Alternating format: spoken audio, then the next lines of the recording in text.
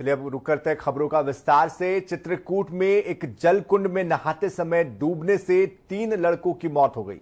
एक युवक को हालांकि बचा लिया गया है। पुलिस अधीक्षक का यह कहना है कि मारकुंडी थाना क्षेत्र के जंगल में स्थित शबरी जलकुंड में नहाते समय जिले के अतरा कस्बे के 4 युवक डूब गए, जिन्हें की गोताखोरों ने सुरक्षित निकाल लिया। उन्होंने बताया कि तीनों ही युवकों के शव को पोस्टमार्टम के लिए सरकारी अस्पताल में भेजा गया है और मारकुंडी पुलिस इस मामले की जांच कर रही है। तो वही बता दें कि इस खबर के आने के बाद मुख्यमंत्री योगी आदित्यनाथ ने शबरी जलप्रपात में डूबने से 3 युवकों की मौत पर गहरा शोक जताया है और उन्होंने दिवंगत आत्मा की शांति के लिए कामना करते हुए शोक संतप्त परिजनों के प्रति संवेदना व्यक्त की। मुख्यमंत्री ने अधिकारियों को पीड़ित परिजनों को नियमानुसार अनुमन्य राहत राशि प्रदान किए जाने को लेकर निर्देश दिए हैं। भैया सामने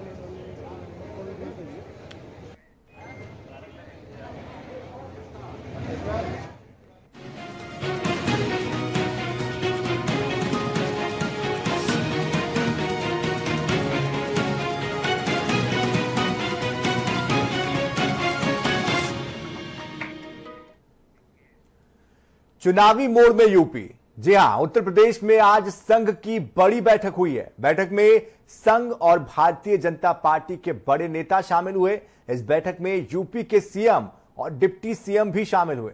बैठक में सर कार्यवाहक दत्तात्रेय होसबले और सह सर कार्यवाह अरुण कुमार भी मौजूद रहे। करीब 5.5 घंटे तक ये बैठक चली।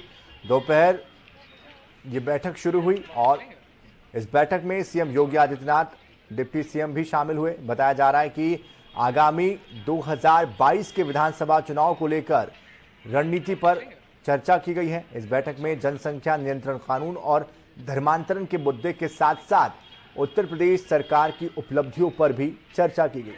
वही संभावित तीसरी लहर को लेकर संघ ने स्वयंसेवकों को गांव-गांव जाकर हर संभव मदद के लिए उतारने का फैसला किया।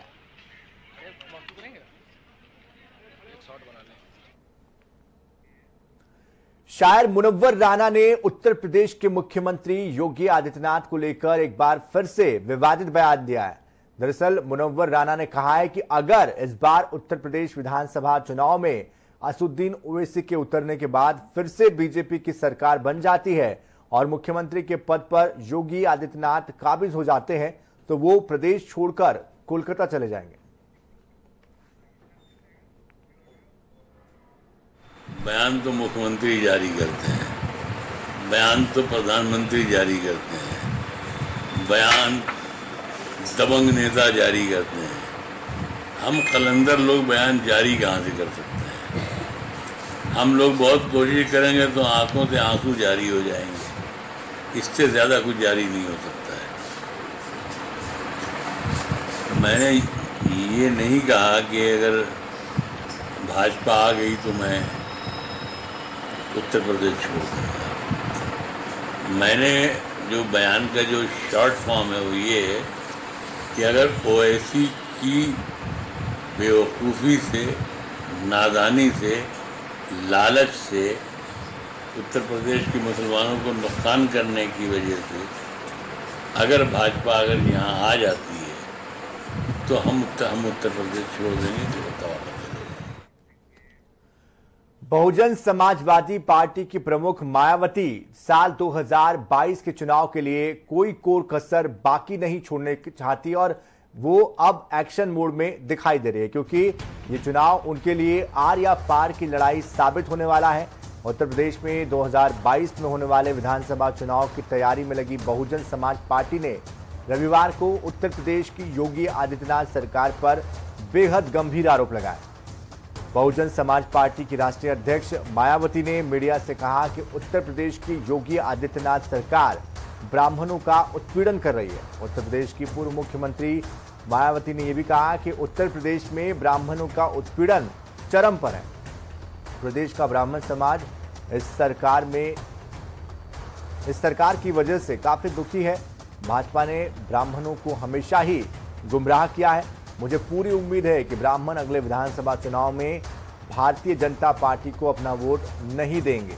हमने बसपा महासचिव एससी मिश्रा के नेतृत्व में एक अभियान जुलाई में अयोध्या से शुरू किया है, जिससे कि ब्राह्मण समुदाय को जोड़ा जा सके और उन्हें ये विश्वास दिलाया जा सके कि उनके सभी प्रकार के हित बसपा शासन में सुरक्षित है। वहीं बसपा सुप्रीमो मायावती ने प्रेस कॉन्फ्रेंस करते हुए कहा कि भाजपाइयों और कांग्रेसियों ने दलितों को पिछले चुनाव में बहकाने की कोशिश की थी और उनके साथ खूब खिचड़ी भी खिलाई भी, लेकिन उन्हें दलितों पर गर्व है क्योंकि दलित उनके बहकावे में नहीं आए। अब इस समाज को, खासकर ब्राह्मण समाज को फिर से ये जागरूक करने के लिए कि प्रदेश में अन्य सभी समाज के साथ साथ इनका भी हित हर मामले में हर स्तर पर बीएसपी व इस पार्टी की सरकार में ही केवल सुरक्षित रह सकता है। इसका एहसास कराने व इनको सन 2007 की तरह फिर से बीएसपी में जोड़ने के लिए इसी महीने 23 जुलाई से मेरे दिशा निर्देशन में बीएसपी के राष्ट्रीय महासचिव व राज्यसभा सांसद श्री सतीश चंद्र मिश्रा जी के नेतृत्व में इनकी धार्मिक भावनाओं को भी ध्यान में रखकर ये अभियान अयोध्या से शुरू किया जा रहा है। मुझे पूरी उम्मीद है कि यूपी के ब्राह्मण समाज के लोग अपने मान सम्मान व सुरक्षा तथा अपनी तरक्की आदि के लिए फिर से बीएसपी से जुड़कर इस बार अपनी सर्व समाज की लोकप्रिय सरकार जरूर बनाएंगे और इस बार ये लोग भारतीय जनता पार्टी के किसी भी बहकावे में नहीं आएंगे, किसी भी हथकंडे के बहकावे में नहीं आएंगे। तो वही दूसरी तरफ बसपा के बागी विधायक का बड़ा बयान सामने आया है, जिसमें कि असलम ने बसपा को घेरते हुए कहा है कि प्रदेश का ब्राह्मण समाज अब सपा के साथ है।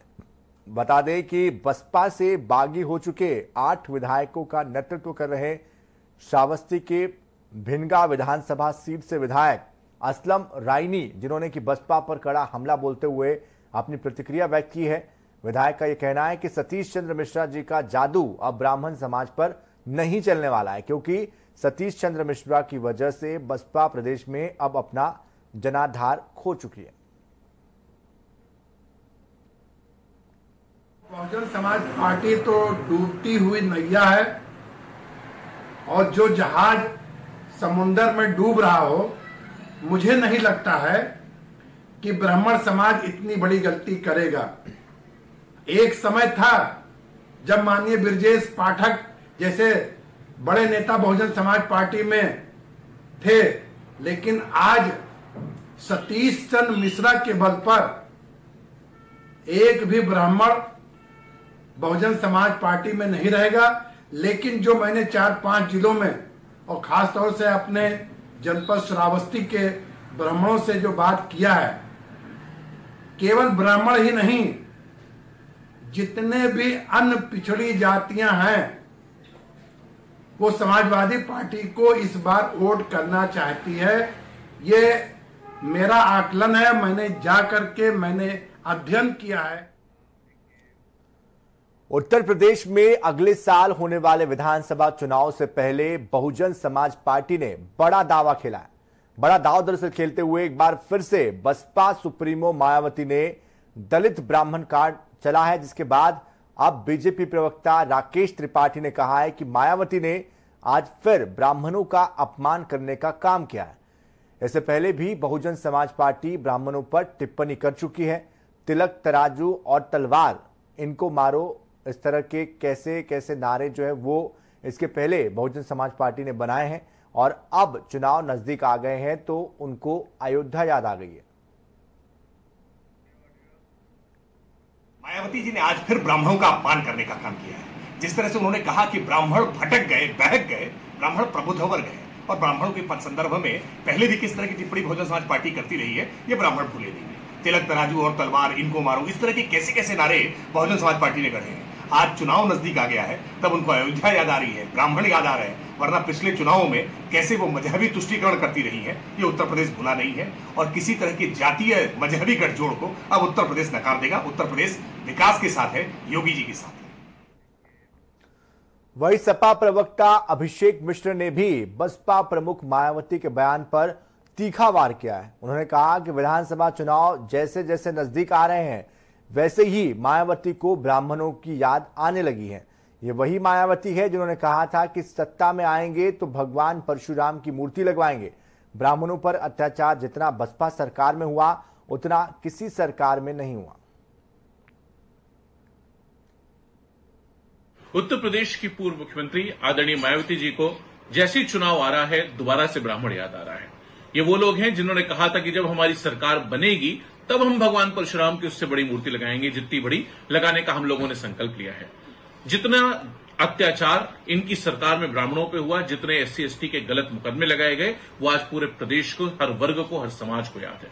मैं ये विश्वास दिलाना चाहूंगा कि आज पूरी ताकत से, पूरी निष्ठा के साथ पूरा हर वर्ग, हर समाज, ब्राह्मण समाज खासकर समाजवादी पार्टी के साथ खड़ा है। माननीय अखिलेश यादव में अपना भविष्य देख रहा है, जिन्होंने हर मौके पे सम्मान दिया, लोगों को आगे बढ़ाने का काम किया है, ताकत देने का काम किया है, समाज को, लोगों को इज्जत दी है और उनको उनका जो उचित सम्मान है वो देने का काम किया है, विकास से जोड़ने का काम किया है, प्रदेश को आगे बढ़ाने का काम किया, नौकरियां देने का काम किया, शिक्षा पे काम किया, रोड्स पे काम किया, एजुकेशन पे काम किया, हेल्थ पे काम किया। आज एक बार फिर से जिस प्यार में और जिस मोहब्बत से ये समाज, पूरा ब्राह्मण वर्ग माननीय समाजवादी पार्टी के साथ, माननीय अखिलेश यादव के साथ खड़ा है। उत्तर प्रदेश में अगले साल होने वाले विधानसभा चुनाव को लेकर सभी दलों ने कमर कस ली है। इसी सिलसिले में 3 दिन के यूपी दौरे पर प्रियंका गांधी लखनऊ पहुंची। प्रियंका गांधी 16 जुलाई को लखनऊ पहुंची थी और आज वापस दिल्ली के लिए वो रवाना हुई हैं। इस वक्त आप जो तस्वीरें देख पा रहे हैं प्रियंका गांधी के दौरे की ये झलक है दरअसल। और 3 दिन में प्रियंका गांधी ने गांधी जी की प्रतिमा पर माल्यार्पण किया। इसके बाद यूपी में आमजन के तमाम मुद्दों को लेकर मौन अनशन पर वो बैठी, सपा प्रवक्ता से मुलाकात की, बीजेपी पर जमकर हमला बोला। वहीं सुबह पार्टी पदाधिकारियों के साथ भी उन्होंने एक बैठक की। दोपहर के बाद वो दिल्ली के लिए रवाना हुई और कल के कार्यक्रम में प्रियंका गांधी ने कांग्रेस कार्यकर्ताओं को जीत का मंत्र भी दिया।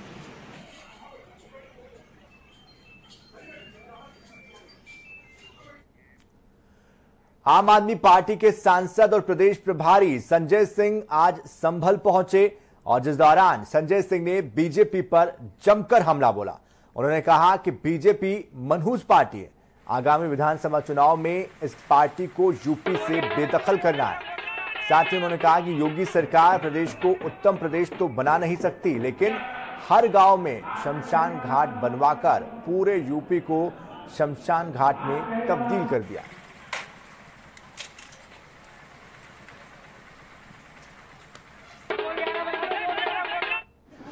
इस सरकार में दलितों का स्वाभिमान और सम्मान सुरक्षित नहीं, पिछड़ों का सम्मान सुरक्षित नहीं, अल्पसंख्यकों का सम्मान सुरक्षित नहीं। ये सरकार सिर्फ मुकदमों की सरकार बन गई है। 14 मुकदमे मेरे ऊपर किए इस सरकार ने। राष्ट्रद्रोह का मुकदमा मेरे खिलाफ लगाया, पार्टी का दफ्तर बंद करा दिया। गुनाह क्या है? हम उत्तर प्रदेश में बिजली की बात करते हैं, पानी की बात करते हैं, शिक्षा की बात करते हैं, स्वास्थ्य की बात करते हैं, ये गुंडागर्दी की बात करते हैं, भ्रष्टाचार की बात करते हैं। जो कुछ भी हम लोगों को पंचायत चुनाव में देखने को मिला, इससे लोकतंत्र की मर्यादा शर्मसार हुई है। बाबा साहब का संविधान तार-तार किया गया है। सीतापुर में आज ओम प्रकाश राजभर ने जनसंख्या नियंत्रण कानून को मजाक बताया है। उन्होंने कहा कि पीएम मोदी जनता को बेवकूफ ना बनाए। इसी के साथ ये भी कहा कि नरेंद्र मोदी बच्चा पैदा होने पर 6,000 देते हैं और बच्चा ना पैदा करने पर 2,000 रुपए देते हैं। ये जनता के साथ मजाक ही तो है। लोगों को शिक्षित करे, भविष्य के साथ खिलवाड़ ना करे। नहीं था ना बीजेपी का वोट है। हमारी अपनी एक भारतीय समाज पार्टी है, उस पार्टी से बीजेपी ने समझौता किया था। हमको 8 सीटें दी थी, 4 हम जीते थे। हम अपनी पार्टी के अपने कोटे से हम मंत्री थे। जब उन्होंने उत्तर प्रदेश में इस मुद्दे को लेकर के सरकार बनी कि सबका साथ सबका विकास, इन्होंने हिंदू मुसलमान करने लगे। इन्होंने जातिवाद शुरू कर दिया।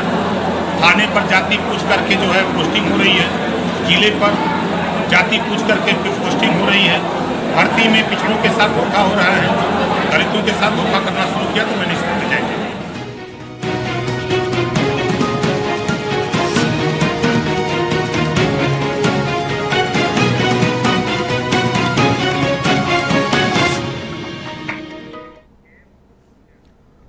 प्रदेश में एक बार फिर मौसम का मिजाज बदल रहा है। कई जगहों पर बादल छाए हुए हैं तो कई जगहों पर तेज बारिश हो रही है। बारिश से लोगों को गर्मी से राहत भी मिली है। झमाझम बारिश से लोगों ने उमस से अपने आप को राहत में महसूस किया। बीते दिनों तेज धूप और उमस की वजह से खासी दिक्कतों का सामना लोगों ने किया। वहीं मौसम विभाग के अनुसार आने वाले 4 दिनों तक बारिश जारी रहेगी। यूपी से शुरू हुई ये बारिश जम्मू कश्मीर और उत्तराखंड में भारी बारिश के साथ खत्म होगी। इस लिहाज से सूबे में मानसून एक बार फिर से सक्रिय हो गया। तो बहरीच, बिजनौर, सहारनपुर, संत कबीर नगर, शाहजहांपुर की ये तस्वीरें।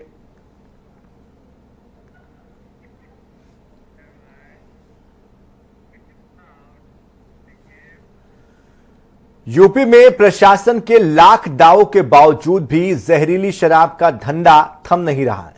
भले ही इस जहरीले शराब से लोगों की मौतें ही क्यों ना हो रही हो। हाल ही में अंबेडकर नगर, आजमगढ़ और बदायूं में जहरीली शराब पीने से 24 लोगों की दर्दनाक मौत हुई थी। वहीं कुशीनगर जनपद से ही आज हैरान करने वाली तस्वीरें सामने आ चुकी हैं। गाड़ियों में भरकर शराब लाई जा रही है और खेतों में चोरी से शराब को बेचा जा रहा है। तरिया सुजान थाना क्षेत्र अंतर्गत एक ग्राम में गन्ने के खेत में शराब मिलने का प्रकरण संज्ञान में आया है। ये शराब किसके द्वारा और कहां से ले आकर के गन्ने के खेत में रखी गई है, इसकी विस्तृत रूप से जानकारी की जा रही है तथा उपरोक्त प्रकरण की विस्तृत रूप से जांच हेतु सीओ तमकुही राज को बताया गया है। इसमें जिस किसी का भी दोष होगा उनके खिलाफ कार्रवाई होगी। उत्तराखंड के मुख्यमंत्री पुष्कर सिंह धामी केदारनाथ के दौरे पर है। सीएम धामी सावन के पहले सोमवार को केदारनाथ धाम में पूजा अर्चना करेंगे। इस दौरान सीएम केदारपुरी में पुनर्निर्माण कार्यों का निरीक्षण करेंगे। निरीक्षण करने के बाद दोपहर में तिलवाड़ा वो पहुंचेंगे। सीएम धामी रुद्रप्रयाग जनपद की विकास परक योजनाओं लोकार्पण और शिलान्यास का कार्यक्रम जो यहां पर रखा गया उसमें भी शिरकत करेंगे। इसके बाद सामाजिक और धार्मिक संगठनों के साथ वार्ता वो करेंगे। सीएम धामी शाम को जनपद स्तरीय अधिकारियों के साथ समीक्षा बैठक करेंगे।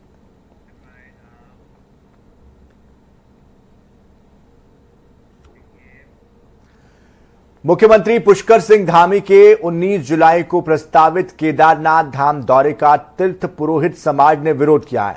साथ ही एसडीएम उखी मठ के माध्यम से एक ज्ञापन भी मुख्यमंत्री को भेजा गया है, जिसमें कि तीर्थ पुरोहित समाज ने 4 धाम देवस्थानम बोर्ड को काला कानून बताते हुए इस पर पुनर्विचार करने की मांग की है। मुख्यमंत्री इसको कैबिनेट के माध्यम से निरस्त करे, अन्यथा मुख्यमंत्री के केदारनाथ धाम दौरे का विरोध किया जाएगा। हमारा देवस्थानम के विरोध में धरना लगभग 2 सालों से बरकरार है और ये धरना देवस्थानम का लगातार 4 धामों में हो रहा है और बड़ी सोचने का विषय है।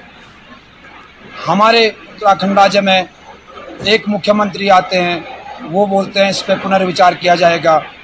एक की जगह 2 आते हैं, तीसरा भी आ जाता है, लेकिन इस देवस्थानम पे कोई भी पुनर्विचार नहीं किया गया है, बल्कि हम तीर्थ पुरोहितों के साथ स्थानीयों के साथ छल करके इन्होंने हमारे बीच से देवस्थानम में जो है कि सदस्यता चुन लिए हैं और चुनने के बाद देहरादून में इन्होंने जो है कि मीटिंग बैठा दी। और बड़ी अफसोस की बात है, जब मीटिंग हुई तो इसमें देवस्थानम के विषय में कोई चर्चा नहीं किया गया। उत्तराखंड में पर्यटक स्थलों पर जाने के लिए अब पर्यटकों को आने से 72 घंटे पहले कोविड की नेगेटिव रिपोर्ट और होटल की बुकिंग दिखाना अनिवार्य कर दिया गया है। हल्द्वानी नैनीताल नेशनल हाईवे पर सिटी पेट्रोल यूनिट की टीम बाहरी राज्यों से आने वाले वाहनों की जांच कर रही है। प्रतिदिन करीब 70 से 75 वाहनों को RT-PCR और होटल की बुकिंग ना होने की वजह से वापस लौटाया जा रहा है। आपको बता दें कि पुलिस की अलग अलग टीमें चेकिंग यहां पर कर रही है, जहां से नैनीताल जाने वाली गाड़ियों पर नैनीताल के नीले रंग का स्टिकर लगाया जा रहा है। जनपद देहरादून के मसूरी और अन्य पर्यटक स्थलों पर आने वाले सभी पर्यटकों से अनुरोध है कि कोविड के संक्रमण एवं उच्च न्यायालय के निर्देशों के अनुसार वीकेंड और अवकाश के दिनों में इन स्थानों पर उन्हीं लोगों को प्रवेश की अनुमति दी जाएगी जिनके पास Covid negative report, Covid registration और जिस होटल में वो ठहरने जा रहे हैं उसकी ऑनलाइन बुकिंग का प्रमाण मौजूद हो। राजधानी देहरादून में एक बार फिर तेज हुई बारिश का सिलसिला जारी है, जिसे लेकर मौसम विभाग ने बारिश की संभावना जताते हुए सतर्क रहने के लिए कहा है। सूबे में कई जगहों पर शनिवार की रात से हो रही मूसलाधार बारिश के बाद 61 सड़कें फिर से बंद हो गई है।